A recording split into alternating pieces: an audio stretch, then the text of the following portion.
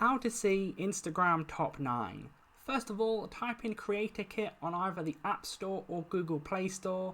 Download this app. The logo should be the same, but the name might have changed. It will either say Video Maker and Collage or Creator Kit. Click on that. Once you've opened it up, it should say top 9 for Instagram in the middle of the page under the features section. Click on that. Then type in the Instagram username of the top 9 that you want. Once you've done that, click continue. Then you need to type in your email. Then click find my top 9.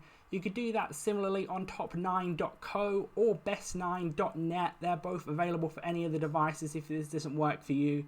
Once you've done that, you should be able to see a section where it says save and share. Once your top 9 has come up in the middle of the screen there, click on that, then click choose template. You can scroll through, choose whichever one you want to, but once you click choose template, you'll have an option to either pay for it at the top there or click save with watermark. The free one, save with watermark if you don't want to pay.